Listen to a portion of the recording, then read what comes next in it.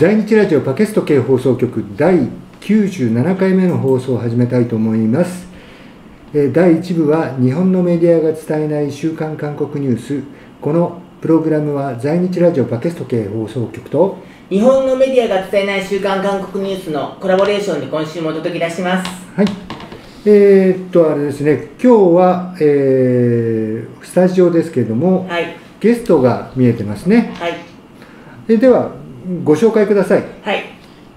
関西の方からいらした、在日の、パク・ヘテ君です。はい。はい、こんにちは、パク・ヘテと申します。はい。今回東京で五輪中止のデモがあるということでそれに参加して、そして今回在日ラジオにちょっと参加しようと思ってここに来ています。はい、お疲れ様です。いやついにというか狂気の東京オリンピック始まっちゃいましたね。いや本当そうですね、感染者数が恐ろしいほど増えています。できるわけないだろうってずっと私たちもこの放送で言ってきたんですけども、逆に無観客でもやっちゃうっていうところの執念、ちょっと驚いてますね。そうですね、はい、本当に、まあいろんなねそれでヘテ君には、ヘテさんですね、ヘテさんにはいろんな話を聞きたいと。私は在日の青年の中で日本の政治に興味を持っている、私持つべきだと思ってるんですけど、持つ人が少なすぎるので、ヘテさんがね、なんで日本の政治に興味を持つのかっていうお話を私はぜひ聞きたいなと思ってます。はい、聞きたいです。はい、では一応1部参加させてしていただいて、はい、2部でまたヘテさんのお話をお伺いするということで、はい、その順でいいですかね。はい、その構成でいきましょう。はい、わかりました。はい、では、早速コンテンツを見ながら、はい。今日は多いですね。そうです。1週間空いた中でこの、オリンピックが始まったということで、オリンピックに関してはもう主にこの日韓関係の話を中心にいこうと思うんですけども、話題たくさんでしたね。はい。はい。ムン・ジェイン大統領が来るか来ないか。で、まず日本のマスコミは、ムン・ジェイン大統領が日本に来たくてしょうがない、日本に対してラブコールを出してるんだけども、菅さんが冷淡だったって報道でしたよね。実は全く逆だったという韓国のニュースを中心にお伝えしたいと思います。はい。はい。あとね、横断幕、確実期、いろんな問題がありますよね。はい。もう一回ちょっとそうですね。で、あと韓国のコロナの状況ですね。今、韓国では非常にコロナが増えていて、今、この警戒体制、規制が最高段階なんですよね。レベル4。要するにほぼ夜間はお店行っちゃいけないというロックアウト状態なんですよね。はい。もう本当にね、王政府なんかになっちゃったから。はい。で、最後にこの王政府市長がやってることも、前半ではやりたいと思います。はい。じゃあ、早速いきますか。そうですね。じゃあ、映像いきますのでね。はい。まずは、4月の14日、ちょうど2週間前に、この日本のマスコミがムン・ジェイン大統領が日本に来たがっているという報道に対して、大統領府がきっぱりと違う発言をしたんですよね。そのニュースからご覧ください。はい。도쿄올림픽 개막이 이제 2주도 남지 않았는데요. 일본에서 올림픽을 계기로 한일 정상회담이 열릴 거라는 보도가 계속 나오고 있습니다. 자신들의 입장에서 일방적인 시각으로 언론에 유출시킨 건데요. 이에 대해 청와대와 외교부는 유감이라며 선을 긋고 태도 변화를 압박했습니다. 배주한 기자입니다. 일본 정부가 한국 정부의 정상회담 요청을 수용했다. 15분 정도의 회담이 될지 모른다 등 최근 일본 언론에선 한일 정상회담에 군부를 떼는 보도가 잇따르고 있습니다. 이에 대해 청와대가 분명하게 선을 그었습니다. 일본 국내 여론을 떠보고 회담이 무산될 경우 책임을 떠넘기려는 일종의 언론 플레이라는 겁니다. 청와대 고위 관계자는 MBC와의 통화에서 비신사적으로 하면 일본에 갈 이유가 없다고 강한 어조로 비판했습니다. 또 다른 청와대 관계자도 한일 간의 중요한 현안과 관련해 적어도 큰 틀에서 방향성을 제시할 수 있어야 하며 또 이에 대해 일본은 응답해야 한다고 강조했습니다. 외교부 역시 정상회담 개최를 검토하고 있는 건 사실이라면서도 이런 상황에서는 협의가 지속되기 어렵다며 일본 측에 신중한 대응을 촉구했습니다. 외교부 당국자는 협의 내용이 최근 일본의 입장과 시각에서 일방적으로 언론에 유출되고 있는 데 대해 강한 유감을 표한다고 밝혔습니다. 청와대는 과거사 문제와 수출 규제 등 현안을 풀 수 있는 실질적 성과가 보여야 정상회담도 가능하지 이른바 빈손 정상회담은 안 된다는 입장입니다. 갈등들이 풀리는 성과도 있으면 좋겠다라고 하는 것은 저희뿐만이 아니라 일본도 그럴 것이고 모든 사람들이 바라는 것 아니겠습니까? 네. 정부가 일본의 태도 변화를 압박하고 나선 가운데 일본은 구체적 합의보다는 형식적인 회담에 무게를 두고 있는 것으로 알려져 양국이 입장을 얼마나 좁힐 수 있을지는 미지수입니다. 다만 올림픽 개막이 2주도 안 남은 상황에서 적어도 이번 주 안에는 양국 간 협의 결과가 나와야 정상회담이 가능할 것이라는 관측에 힘이 실리고 있습니다. MBC 뉴스 배주환입니다. はい、どうぞ。はい、韓国のこの大統領府は成果があったら行くんだと。で、まず日本の政府がね、この非紳士的な態度をやめなさいと。まだ韓国の外交当局、日本の外交当局が話し合ってる途中なのに、日本側の政府の願望をマスコミに流して、でマスコミがね、それでムン大統領がラブコールを送ってるみたいなことを日本のマスコミが言う、そういう非紳士的なことはやめなさいってことをバーンとこの大統領府が言ったんですよね。いかがですか、日本のマスコミで流れたことと全然違いますよね。まあね、こうやってまあこういうふうにちょっと微妙に違うっていうことをね分かっていただけたらいいと思う。はい、じゃあ次に。ちょっと待ってください。もう一つだけ言うとね、一番はこのほら読売新聞の第5報なんですよ。で、この7月の19日月曜日がこのムン大統領が来るかどうかのタイムリミットだったんですよね。隔離があるからコロナによって。でその日の朝に読売が日韓首脳会談の実現とバーッと書いちゃったんですよね。ところが午後になってそれが第5報だったと。もう朝和デーが大統領府が行きませんというふうに宣言したんですよね。でもうこれ本当この恥ずかしさをちゃんとマスコミがもっとね報道するべきだと思うんですけどね。まあ本当にそういう状況でした。なんかね、もう今日本のなんか官僚もそうだしマスコミもそうだし、なんかちょっと完全におかしいですよね。はい。だから本当は相馬外交官っていう韓国ですっごい問題発言をした人がいたんですよね。マスターベーションって言ってましたよね。はい、まあ、言っちゃいましたね、僕ちょっとその言葉は本当ね、その言葉が僕はちょっと口がはばかれたんですけど、彼に対して日本の外務省がね、もう更迭だっていう強い姿勢を見せたら、韓国側も来た可能性あると思いますよ。はい。じゃあ次いきますね。はい。次はその中で、この選手村のこの韓国代表チームが出した横断幕と、でそれが旭日旗。このことも日本で大きく報道されたんですけども、ここも韓国のメディアで伝えられていることと日本のメディアが伝えていることが全然違うんですよね。はい、そのニュースご覧ください。 네, 우리 대표팀이 도쿄올림픽 선수촌에 이순신 장군의 명언을 인용한 현수막을 내걸자 IOC가 정치적 선전이라고 지적했고 결국 사흘 만에 철거를 했죠. 네, 그러면서 IOC가 경기장의 우길기 반입도 금지하겠다 이렇게 약속을 했다고 했는데 일본 측이 이를 부정하면서 진실 공방이 벌어졌습니다. 네, 오늘 이기흥 대한체육회장이 관련 내용을 IOC로부터 문서로 받았다고 반박했습니다. 도쿄에서 고현승 특파원이 전해드리겠습니다. 도쿄올림픽에 출전할 우리 대표팀 본진이 나리타 공항에 입국했습니다.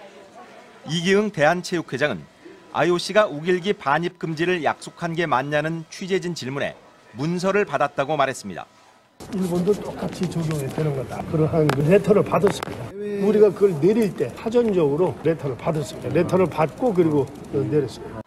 앞서 한국 대표팀은 선수촌에 이순신 장군의 명언을 패러디했다가 IOC가 정치적 선전이라고 지적하자 사흘 만에 철거했습니다.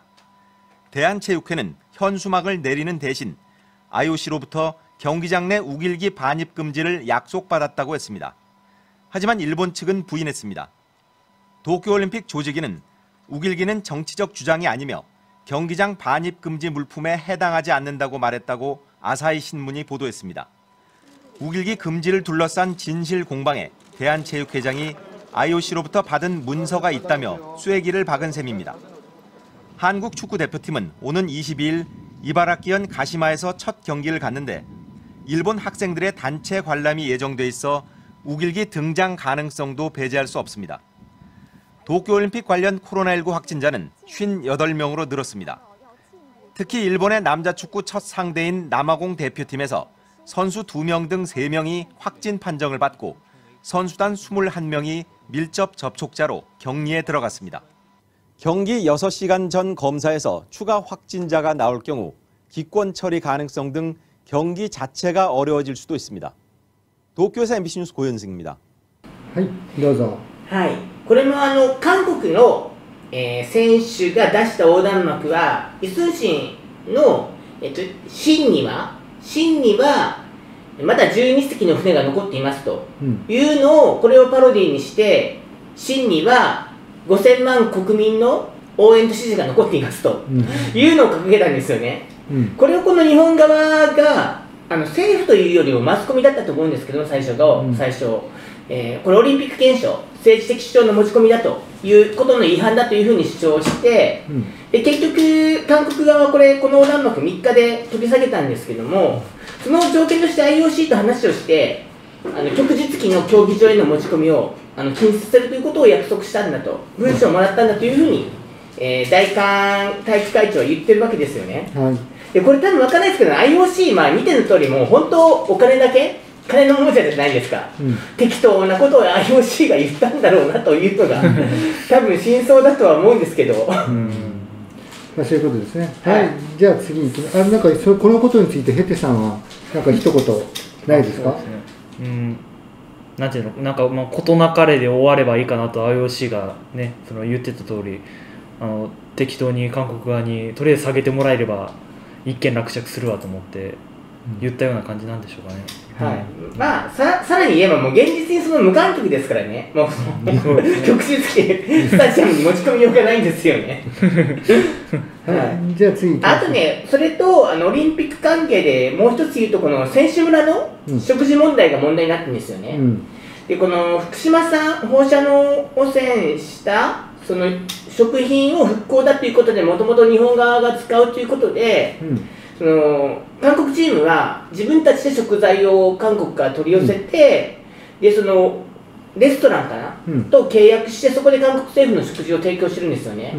このことで日本側もこのおもてなしの心を韓国側を踏みにじっているという批判している論調があるんですけど、実は今回アメリカチームもアメリカから食品持ち込んでるんですよ。それからピョンチャンオリンピックの時も日本チームも日本から食材を持ち込んだんですよ。という問題がありますね。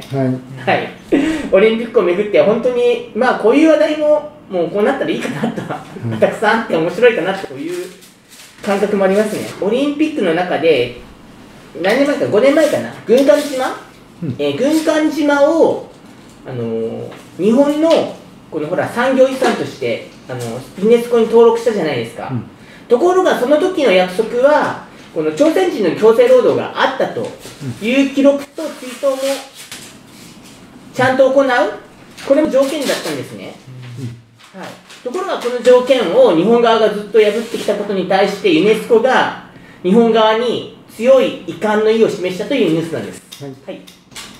일본은 군함도에서 강제 노동이 없었다고 주장하고 있죠. 이 같은 역사 왜곡에 대해 유네스코가 강력한 유감을 밝혔습니다.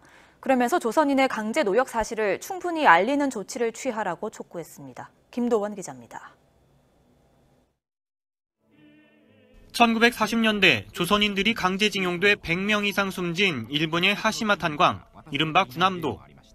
일본이 근대 산업화를 이룬 과정을 보여준다는 이유로 지난 2015년 세계유산으로 지정됐습니다.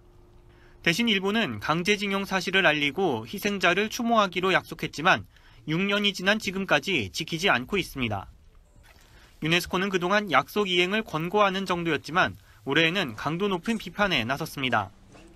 세계유산위원회 사무국은 홈페이지에 공개한 결정문안에서 일본이 관련 결정을 충실히 이행하지 않는 것에 대해 강력한 유감을 나타냈습니다. 또 많은 조선인이 가혹한 조건에서 강제 노역한 사실을 알리고 희생자를 기리기 위한 적절한 조치를 취해야 한다고 요구했습니다. 비슷한 강제 노역 사례가 있는 다른 세계유산의 모범 사례를 참고할 것도 권고했습니다. 독일 졸버레인 탄광 등에는 강제 노역에 대한 설명과 함께 피해자 추모시설 등이 설치돼 있습니다. 이번 결정문은 지난달 일본의 산업유산정보센터를 직접 시찰한 유네스코 공동조사단의 보고서에 따른 겁니다. 강력한 유감이라는 표현을 쓴 건 이례적으로 일본의 약속 위반을 국제사회가 명시적으로 확인한 거라고 외교부 당국자는 평가했습니다. 결정문은 오는 16일부터 화상으로 열리는 세계유산위원회에서 이견 없이 채택될 것으로 예상됩니다. 외교부는 일본의 구체적인 조치를 기대한다며 이번 결정을 조속히 충실하게 이행하도록 계속 촉구하겠다고 밝혔습니다. YTN 김도훈입니다.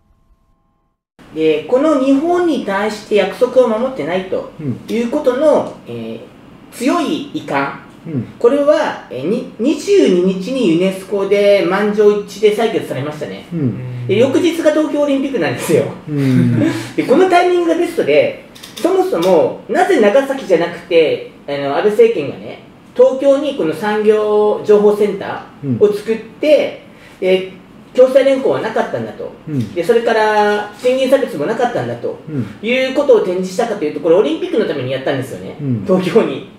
ところがユネスコがこの東京オリンピックの前の22日に日本側は約束を守りなさいということをやったもんだから、逆に言うとその外国のプレスもこの東京の取材と一緒にこの22日東京の取材と一緒にこの産業情報会館に行って日本側のこの歴史偽造を取材するっていうこのね契機になったってことなんですよ、今回のユネスコの決定は。ね、なんか全てが裏目ですね。だから本当韓国で今本当日本嫌いになって人がサンキュー安倍、サンキュー、菅さんもそうだと思うんですけど、サンキュー安倍っていうのがむちゃくちゃ流行ったんですよね。で本当全部ね裏目に日本のだから歴史修正派がどんどんやればやろうとするほど逆にこの日本政府がどんなにその悪辣なのかってことが暴かれているっていう状況なんですよね。本当ですね。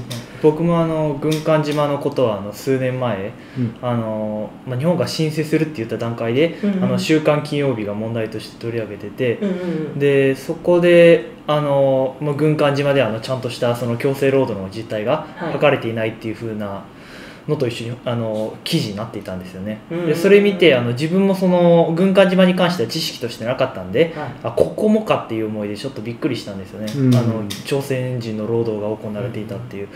で、それがやっぱりもう今観光地みたいな形になっているわけですけど、そこに行った日本の人たちがなんて言うんだろうな、こう単に観光として消費するというか、でそこの過去に何が行われたかっていうのを全く見ずにこんななんかすごいなんかジオラマみたいなものがあるっていう風な感じで消費されていくのはなんかすごいモヤモヤしますし、やっぱ一歩立ち止まって過去にどんな犠牲者が行われたかっていうのを、やるようなちゃんとした展示にしていただきたいなって思いますね。そうですね。はい、じゃあ次行きましょう。はい。次はですね、今度は韓国の、コロナのテーマなんですよね。でこの2週間前から、韓国はコロナの、今だいたい1日1800人とか、史上最高の感染者数をずっと更新していて、2週間前から貿易も最高段階、4段階です4段階ですね、レベル4、で夜18時以降は2人以上でお店に行って食事しちゃいけないと、基本的に18時以降はお店に行くなという措置なんですよね。はい、ということをやってるんですけども、これはムン大統領の支持率で、青が肯定 45.5、赤が否定 51.2 ってことで、否定の方が多いんじゃないかって言われてるんですけども、ここ数ヶ月の中では一番高くなってて、しかも就任4年目、就任末期でこれだけの支持率があるって例は基本的にないんですよ。はい、という意味で言うと非常に高い支持率を更新していると。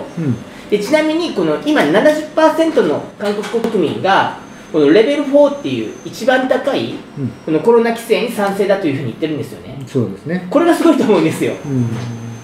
でそれってやっぱりほらコロナの政策で失敗を続けてきたら、今日本でこのレベル4を出したら高いコロナ規制出したってみんな従わないでしょ。そうですね。でもこのねこの一番高い夜6時以降食事をするなというこの規制に対しても国民の 70% が支持してるってことは、ムン政権支持かどうかは別にして、やっぱ韓国政府がコロナ対策をやっぱきちんとやってきたってことの証明だと思うんですよね。はい、実際にこれ国政遂行評価なんですけど、実際に、ムン・ジェイン大統領が好きか嫌いかって言ったら、大体 10% 上がるんですよね。だから完全に逆転するんです。だからこれで合うっていうのは、要するに今、ムン大統領を支持してるけども、今ちょっとうまくいってないだろうって人は、これ否定に入ってるってことなんですよ、このグラフだと。なるほど。はい。はい、で、あと次の写真なんですけど、これは民主党の支持が、保守党、国民の力を数週間ぶりに上回ったというニュースですね、20週ぶりに。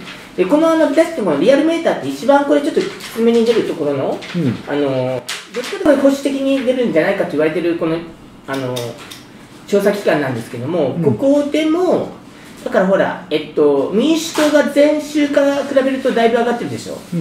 でこの分、国民の力がその前週から比べると 2ポイントか3ポイント落ちてるんですよね。でここでこれだけの支持が変わってきてるっていうのは、そのほら、結局、まあ、ただ政権批判してても、やっぱりこの後でもやるんですけども、ソウルで新しい人になったオセフンさんって砲撃に失敗してるんですよね。というようなことが背景にあるんじゃないかなと思います。そうですね。はい。はい、その中で、コロナで、ワクチンを打ったらこれだけの効果があるよというののちょっと報道を見ていただきたいのが次のニュースなんですけども、はい、YTNですね。はい。はい。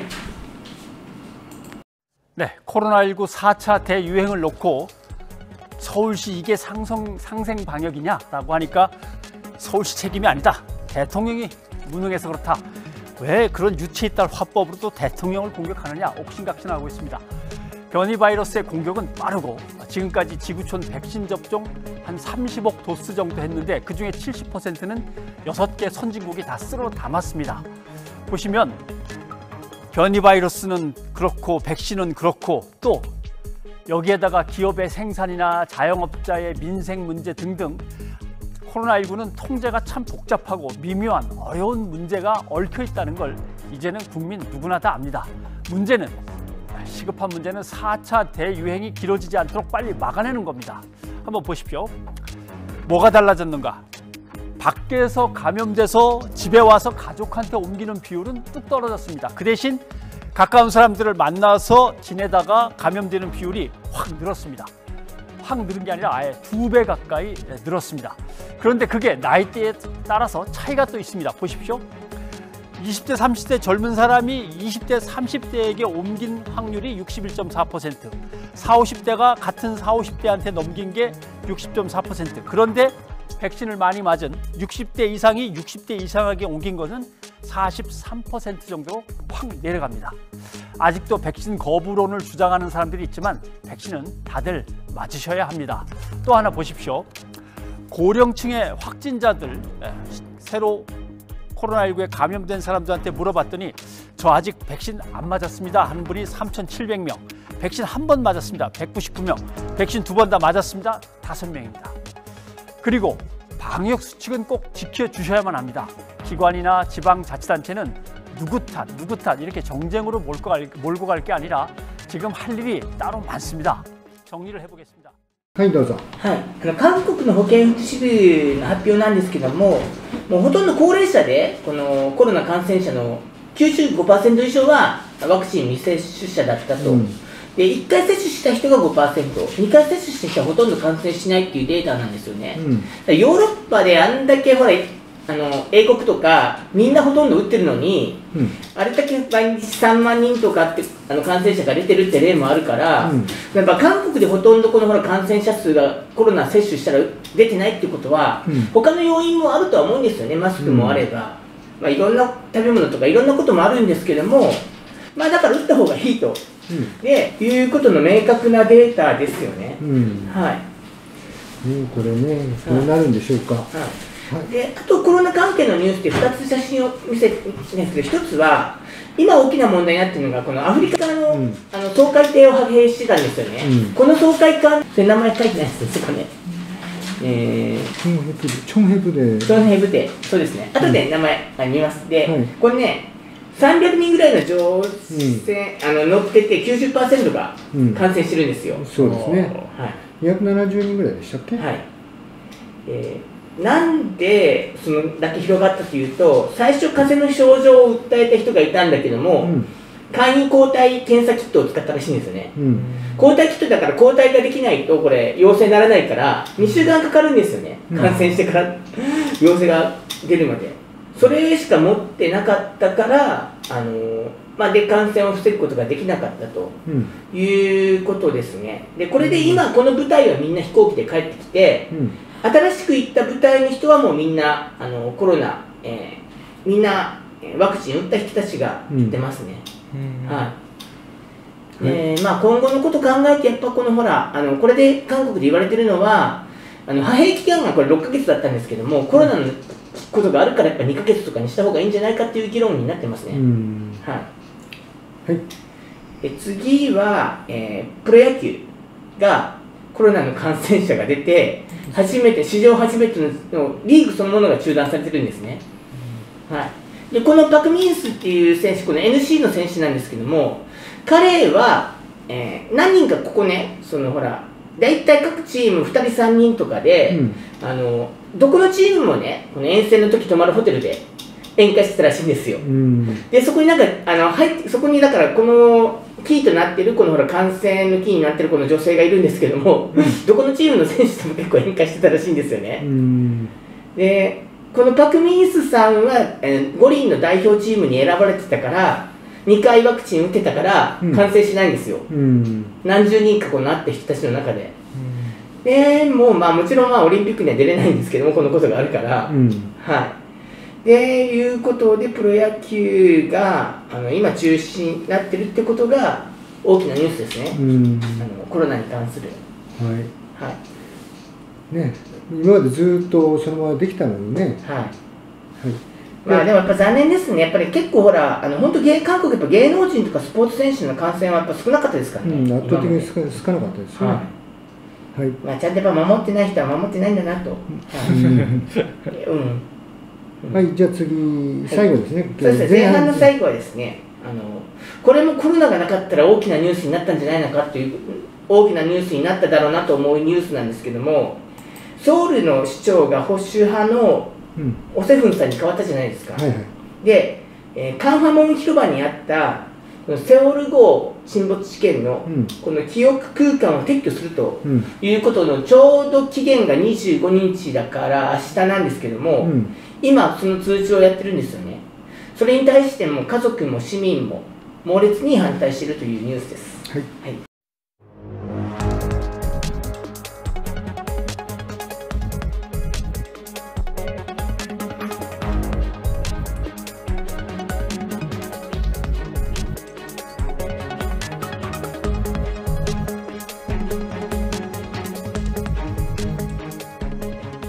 제가 나와 있는 이곳은 광화문 광장 세월호 기억공간 앞입니다.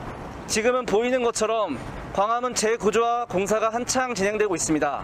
서울시는 세월호 유가족에게 오는 25일까지 이 공간 안에 있는 물건을 정리해달라고 요청했습니다.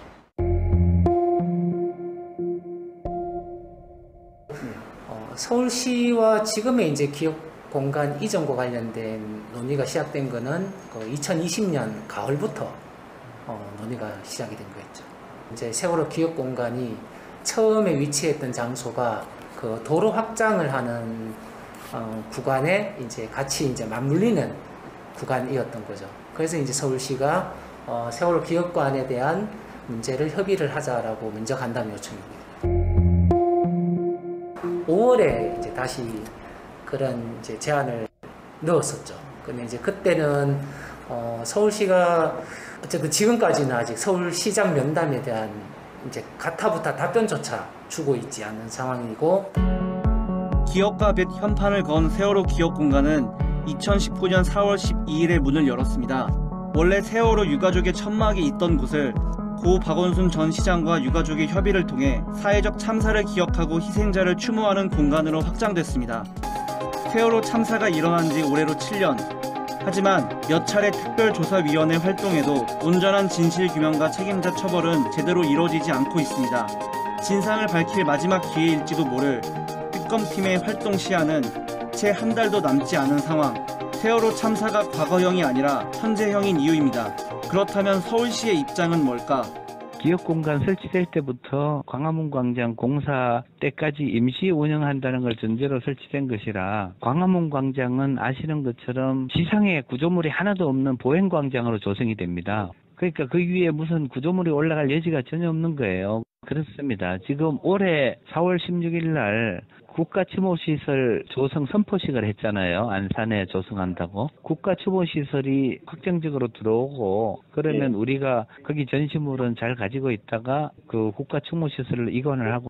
하지만 이에 대한 유가족의 입장은 다릅니다.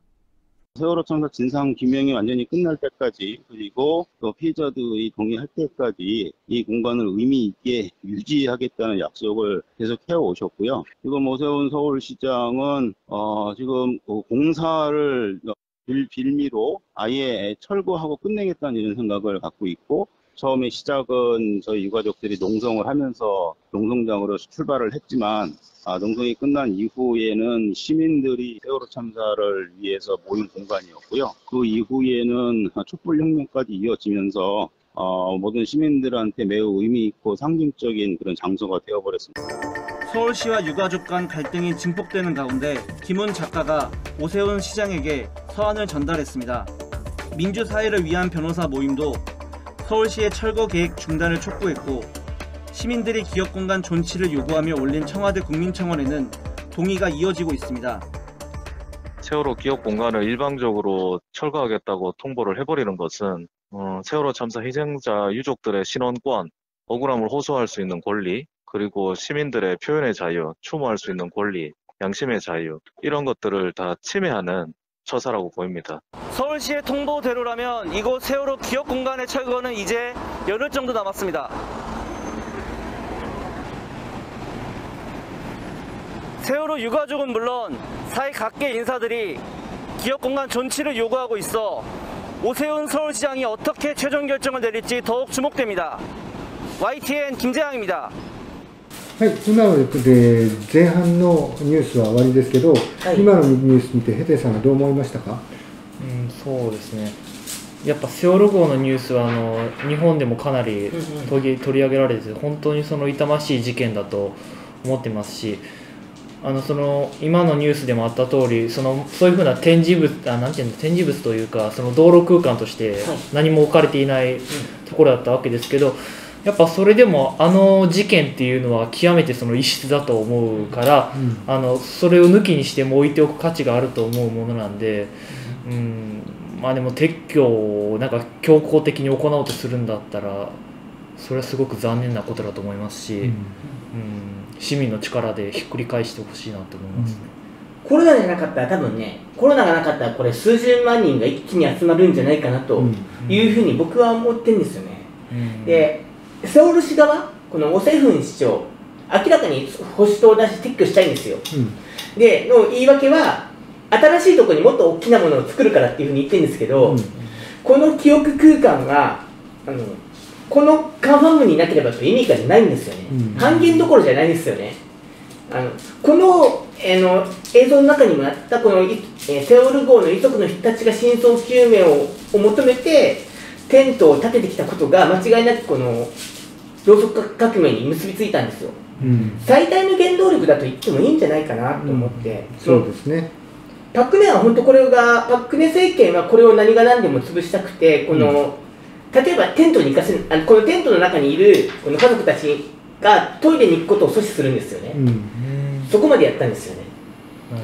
まあいろんなことがありましたけど、まあ前半は一応これで終わりですかね。はい、そうですね。はい。今日はニュースが多いですからね。そうですね。ちょっとね短めに聞きたいと思います。はい。はい。じゃあ一応前半はこれで終わりにいたします。はい。はい。では後半に行きたいと思います。はい。はい。はい。はい。どうぞ。後半はですね、つい2、3日前なんですけども、キョンサン南部の知事、この方がもうムン・ジェイン大統領の、いわゆる日本でいう秘蔵っ子とか、そういう愛弟子みたいに目されてる人が2年間の懲役の有罪判決が確定しちゃったんですよね。で今、韓国ではこの2週間そういったニュースが何件かあって、でもこの権力の犯罪じゃないかと疑われている要素が多いんですけども、問題は検察もそれから裁判所もかなり無理のあるこの証拠を一つ一つやっぱり見ていけばかなり無理のある判決が出ることが多いんですよね。でその理由は何かということで、放送カルテル、赤兵カルテルですよね、もう一回タイトルが今あればいいですね。タイトルを出してもらった方が、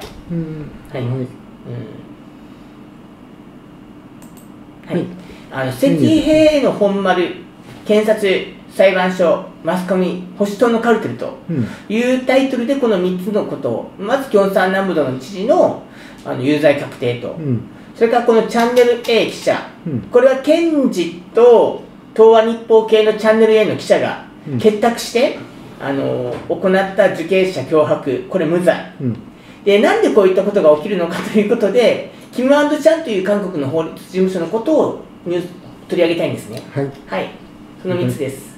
じゃあ動画いきますね。はい。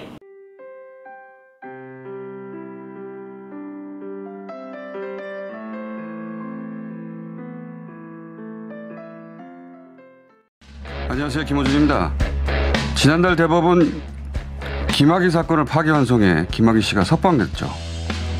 재판부가 수사 과정에서 유도나 암시 등의 영향을 받았을 가능성을 거론하며 진술의 신빙성이 인정되지 않는다는 판단을 했기 때문인데, 진술이 전부인 사건에서 그 진술이 사실이 아닐 가능성이 있다는 이유로 그런 판단을 한 겁니다. 어제 대법이 형을 확정한 김경수 지사 사건도 마찬가지로 드루킹 측 진술이 사실상 전부인데, 그런데 이 사건에선 재판부가 거짓과 번복으로 점철된 드루킹 측 진술 그냥 다 믿어줍니다. 경공모 핵심 회원들이 김경수 지사로부터 매달 100만 원씩 받았다고 거짓말하기로 공모한 카톡이 수사 첫 단계에서 밝혀졌고, 그렇게 시작부터 거짓말로 시작한 게 드루킹 측의 진술인데, 그리고 오사카 영사 자리를 김경수 지사가 제안했다고 한 드루킹의 옥중 편지 역시 드루킹 본인이 작성한 문건에 의해 거짓인 게 드러났는데, 또 일본 열도가 곧 침몰하니까 일본인들을 개성공단으로 이주시키기 위해서 영사 자리를 요구했다는 게 드루킹인데, 그런 수준인데 재판부는 믿어줍니다. 킹크랩 역시 옥중 편지에서는 여러 명이 그 시연을 목격해서 발병하기 어렵다고 했다가 나중에는 단둘이만 봤다고 말을 바꿨다가 2심 마지막에는 주장했던 시간대가 어긋나자 독대를 2번 했다고 또 말을 바꾸는데, 그렇게 여러 번 진술을 번복했음에도 재판부는 드루킹의 말을 받아들여 줍니다. 처음부터 끝까지 한 번도 말을 바꾼 적이 없을 뿐만 아니라 압도적 승리가 이미 예견된 대선에서 그런 위험을 감수할 하등의 이유가 없다는 김경수 지사의 진술은 모두 다 배척하면서 국정농단 재판에서 정유라의 3마리 말은 뇌물이 아니라는 최순실의 말을 신뢰한 이동원 판사가 이번에는 드루킹의 말을 신뢰한 결과를 제가 바꿀 힘은 없습니다만, 저는 개인적으로 김경수 지사의 진실을 전적으로 신뢰합니다. 김호준 생각이었습니다. このところですけど、今は裁判官は誰だかっていうのも今検証するんですよ、韓国の方でね。そしたらとんでもない判決出している裁判官たちがまた同じようにとんでもない判決を出してるんですよね。大体つながってますよね。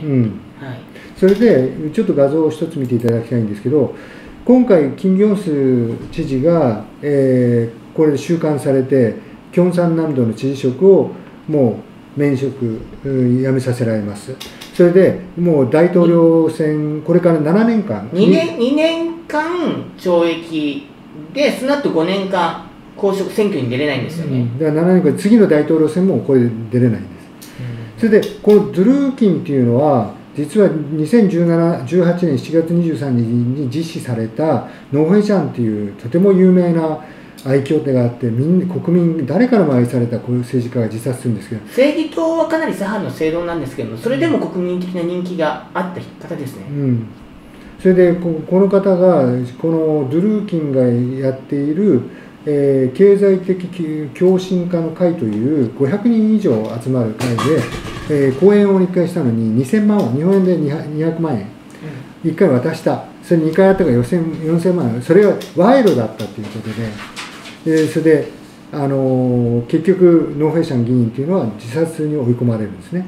これが今回のキム・ギョンス知事と関係している人間です。それで今まで大統領候補だったら2018年に今収監されているチュンチョン南道の知事でアン・ヒジョンという人がいるんですけど、この人が随行秘書が8ヶ月間私は性奴隷にされたって訴えて MeToo でこの人は、失脚して今収監されています。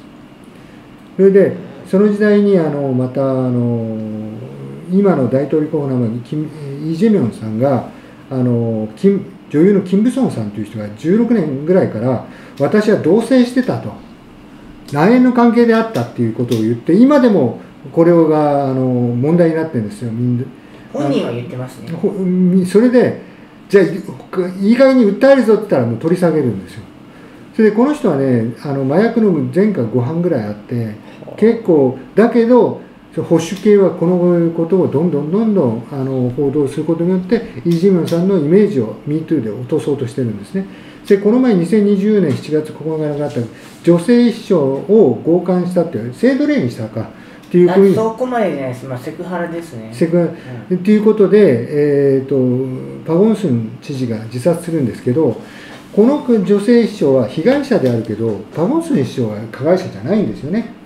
それでそれを別の加害男性がいたのは事実です。それをパゴンスン市長がまるで女性に継続的に被害を加えてたっていうふうに持ち上げて女性団体を全部引き連れてやったのはキム・ジェロン弁護士だった。それによってパゴンスン市長は自殺に追い込まれるんですけど、実はこのキム・ジウン随行秘書をやった人とキム・ジェロン弁護士というのは実はこれつながったことが最近分かったんです。このキム・ジウン氏が離婚する時の離婚弁護士を担当してたんです。それで最初からもしかしたらこのキャンプアン・ヒジョンキャンプに、入った目的も、疑われる状態になってきてるんですね。そうやって大統領候補がどんどんこうやって10年前には、ハン・ミョンスっていう女性ナンバーワンの大統領候補はその人も経済で賄賂をもらってっていうことで消されていくんですよね。それ同じやり方です。はい。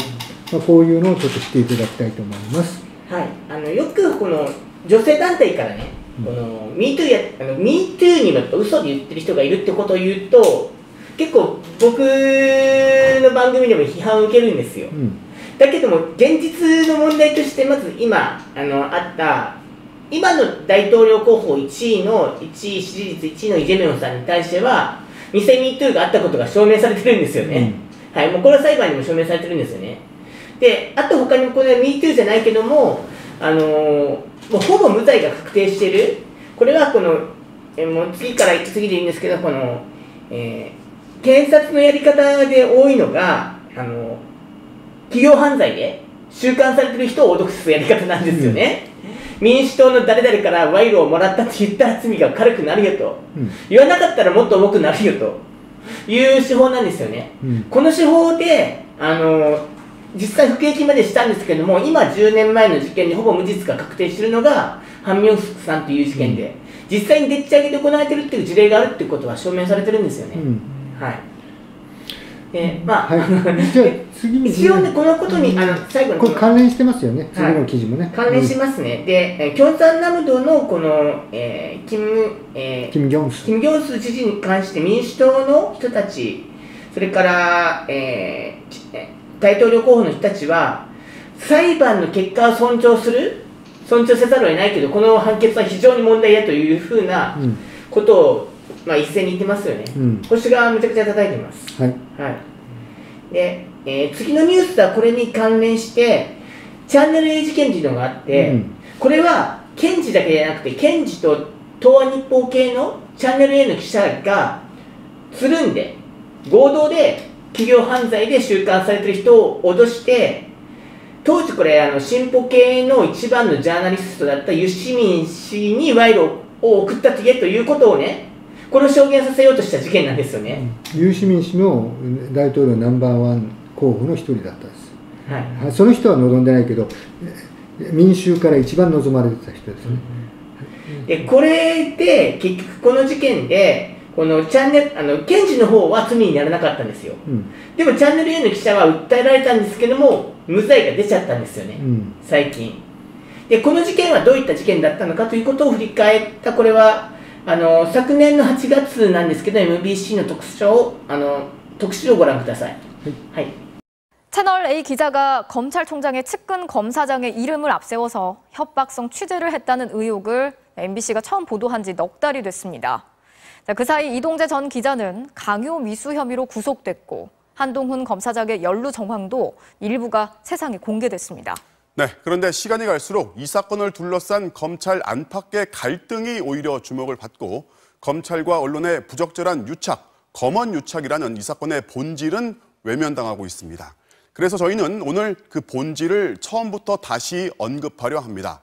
먼저 MBC 보도 이전인 지난 2월과 3월 의혹의 당사자들과 주변 인물 사이에 어떤 일이 있었는지 윤수환 기자가 돌아봤습니다. 지난 2월 5일 윤석열 검찰총장이 신라젠 사건을 수사하는 서울 남부지검에 검사 4명을 추가 투입했다는 언론 보도가 쏟아졌습니다. 여권 유력 인사들이 수감 중인 이철 씨와 금융사기를 공모했다는 의혹들이 다시 꼬리를 물었습니다. 보수 유튜브 또는 극우 유튜브 쪽에서 어마어마하게 신라젠과 관련해서 제가 감옥 갈 거라는 말들을 막 하기 시작하죠. 그 시점에. 이동재 전 채널A 기자는 이날 이철 씨가 대표로 있던 밸류인베스트 코리아의 등기부 등본을 열람합니다. 이튿날 후배 기자와 이철 씨의 주소지를 다녀온 이정 기자가 법조팀 단체 대화방에 남긴 글, 일가족을 설득해 유시민 등 정치인들에게 뿌린 돈과 장부를 확보하는 게 목표라고 합니다. 일주일 뒤인 2월 13일 윤석열 검찰총장은 지역 방문의 첫 일정으로 부산 고검을 찾습니다. 이곳 차장검사인 한동훈 검사장이 사무실에서 이동재 전 기자를 만난 날이기도 합니다. 너는 유시민만 좀 찾아내고 시민 수사를 위해서. 이철 막 와이프 찾아다니고 막 이러는데. 그건 해보면 하지. 네. 어차피 유시민도 지가 불었잖아. 나올 것 같으니까. 네네. 교도소에 편지를 썼거든요. 이렇게. 당신 어차피 쟤네들이 너 다 버릴 것이고 너 그런 거 하다가 한두 걸리면 되지. 실제로 이정 기자는 다음 날부터 약 한 달간 이철 씨에게 편지 5통을 잇따라 보냅니다. 유시민 이사장에게 돈을 얼마나 건넸냐는 물음으로 시작해 검찰이 먼지 하나까지 탈탈 털 거라며 여권 인사 관련 제보를 안 하면 더 가혹한 수사를 받을 거라고 압박합니다. 이철 씨 측 대리인과 3차례 만나기도 했습니다. 안 하면 그냥 죽어요. 지금부터 더 죽어요. 가족이 나중에 체포되고 가족이 일으키는 것보다는 먼저 선제적으로 말씀하시는 게 천만 낫고요. 윤 총장의 최측근인 한모 검사장의 목소리라며 녹음 파일을 들려주기도 합니다. 당연히 좋은 방향으로 가지. 그게 기본적으로 보면 검찰과 헌배를 타는 건데. 이동재 전 기자는 협박성 취재를 중단하기 전 4나흘간 한동훈 검사장과 집중적으로 통화했습니다. 채널A 자체 조사에서 드러난 통화 발신 기록만 4번, 특히 한 검사장과의 통화를 전후로 이정 기자는 이철 씨 대리인과 여러 차례 연락했습니다. 이철 씨 측이 취재 거부 의사를 밝히면 이정 기자는 한 검사장에게 전화를 걸었고 통화를 마친 뒤엔 3분 만에 이철 씨 측에 설득 메시지를 보내기도 했습니다. 또 이정 기자는 한동훈 검사장이 자신과의 통화에서 한 말이라며 후배 기자에게 2차례 알려줬습니다. 한동훈 검사장이 손을 써줄 수 있다는 식으로 엄청 얘기를 했다. 또 나보다는 범정이 낫겠다. 내가 연결시켜 주겠다는 말을 했다는 겁니다. MBC의 취재 사실이 알려지자 채널A는 이전 기자의 취재를 중단시켰습니다. 이전 기자는 법조팀장과 사회부장에겐 물론 채널A의 진상조사에서도 녹음 파일의 주인공을 한동훈 검사장이라 시인했지만 검찰 수사가 시작되자 전혀 다른 사람이라며 말을 바꿨습니다. 또 MBC의 3월 31일 첫 보도 직후 휴대전화 2대와 노트북 등을 모두 초기화한 뒤 핵심 증거인 카카오톡 계정까지 삭제했습니다.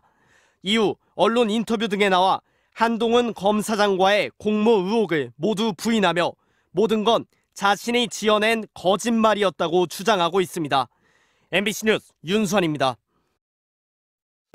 はいどうぞ。はい、なかなかの前後関係が分からないとこのニュースも難しいと思うんですけども、ここで出てきた検事のハン・ドンフンっていうのは、ユン検事総長、今大統領候補、保守党の大統領候補で日本のマスコミが散々持ち上げている文政権大嫌いで、そのユン検事総長のナンバー2の側近としてナンバー1ですね、側近としてナンバー1がこの出てきたハン・ドンフンという検事長です。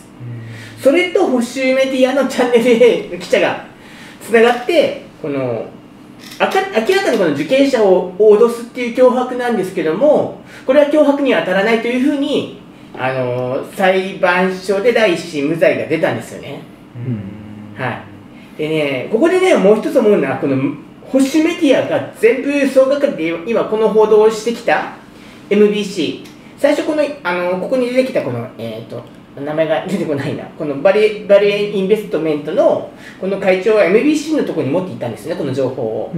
で最初からこのことを報道している MBC を総がかりで攻撃してるんですよ、保守メディアが。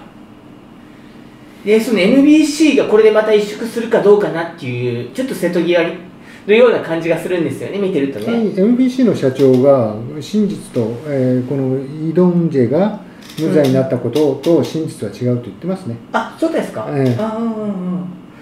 か、よかった。でもなんかちょっと報道を見てるとね、なんかちょっと結構萎縮してるかなって感じをちょっと受けてたんで。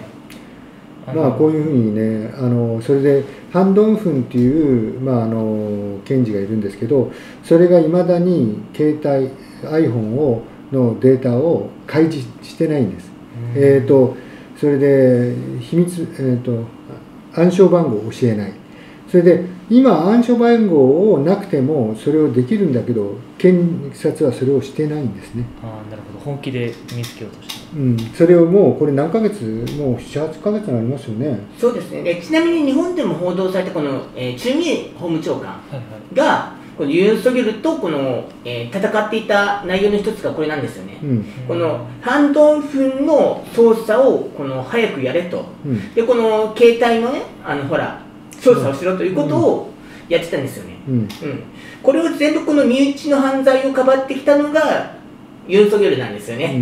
日本ではこの正義の味方のようにムン政権の不正を暴いて辞めさせられた正義の味方のように描いてるんですけど、日本のマスコミが。それはユン・ソギョルなんですよね。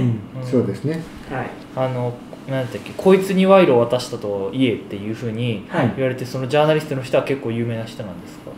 いや、有名な人ではないですけどね。あ、そうなんですね。なぜちょっと待ってください。ターゲットになった人。はい、そうです。ターゲットになる人は韓国で一番人気の、ユー・シミンという、今作家となってますけど、ノ・ムヒョン氏のもう側近中の側近。今でも与える影響力は絶大の人気がいます。ただこのこともあって、1年ぐらい前だったかな、このアリレオってこの伝えるって意味なんですけど、アリレオ放送っていうこのユシミンさんがやってた大体 YouTube が常時100万人以上見るぐらいだったんですよ。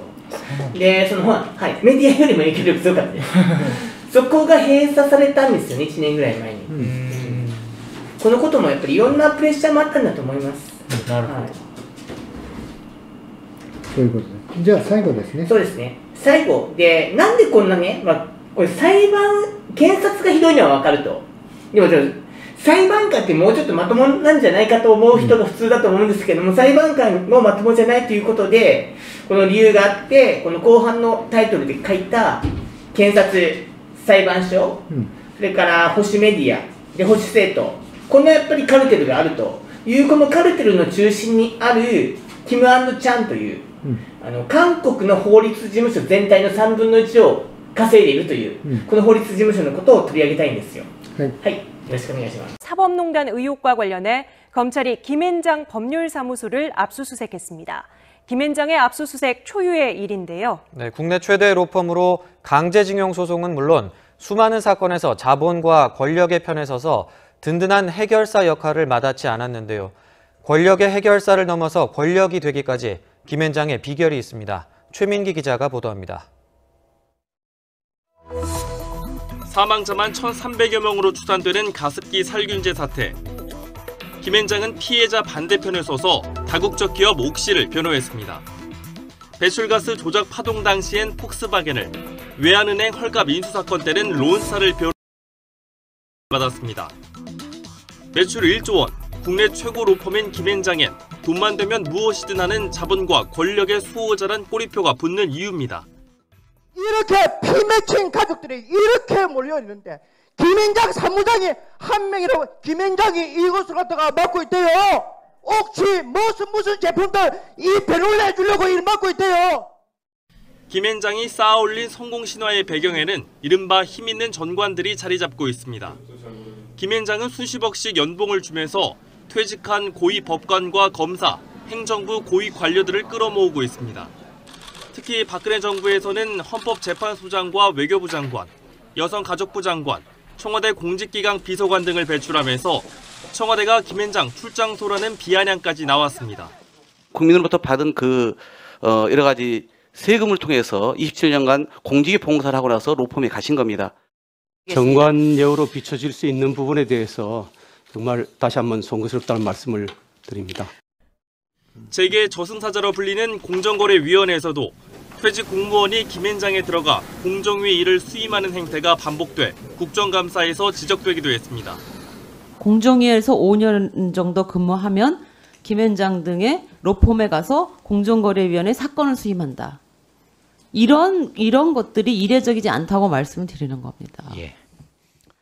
여기에 김앤장 출신 인사들은 주요 그룹의 사회이사로 대거 포진하고 있습니다.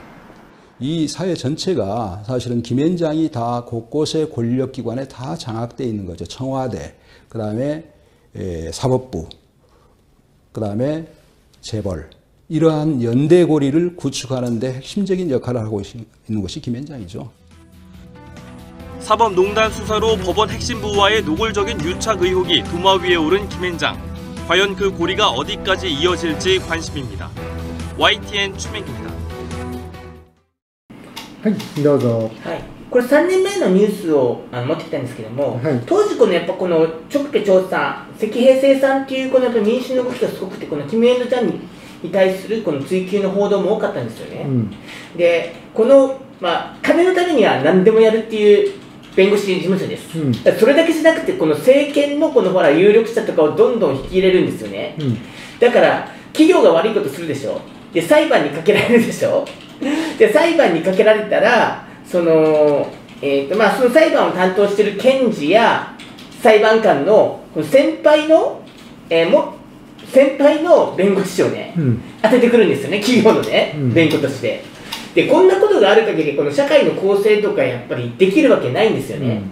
ということがこのチョクペチョンさんでムン政権が、検察改革ということをやっぱりその必死にやってきた理由なんですけども、このことがやっぱりなかなか若い子たちに韓国で20代30代が理解できなくて保守党にバーッと行っちゃったと、なんでそんなもっとねコロナ対策とか経済のことが大事なのになんで検察改革やってるんだっていう意見が多かったのは事実なんですよね。でもちゃんとこういったねこの背景を知らせれば分かったはずだと思うんですよね。っていうのがね非常にね残念ですね。あともう一回、どうぞ。すみません。3分の1を占めてるってすごいですけど、それは今も衰えてない感じですか？今も衰えてないですね。だいたいね検事なんかでそのほらやっぱ検事も裁判所も退職後にこのキム・エンド・ジャンに行って稼ぐお金の方が検事や裁判官やってる時よりも多いんですよ。だいたい多い人だとやっぱり2、3年に100億ウォン稼ぐとかっていう話もあるぐらいですね。実業家レベルの稼ぎ方をするっていう、はい、すごいです。ちなみにこの日本この中にも出てきたんですけれども、この日本と韓国との強制徴用問題とかこういったことでも全部日本企業側に立って弁護しているのがキメンドちゃんなんですよね。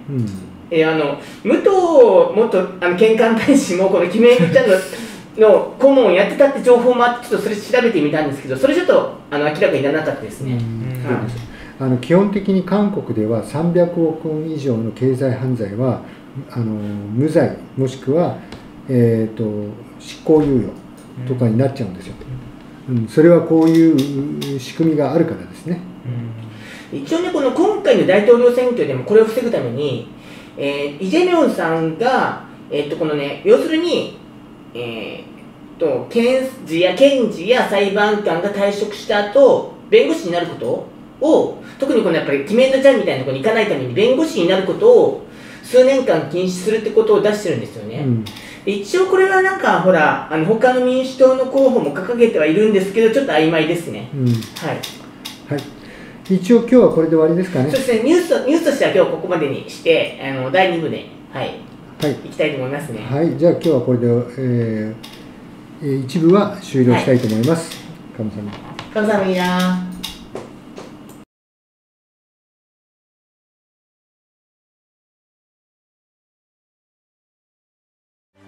듣고 있는가 분노한 민중의 노래 다시는 노예처럼 살 수 없다 외치는 소리 심장 박동 요동쳐 목소리 되어 울리네 내일이 열려 밝은 아침이 오리라 너는 듣고 있는가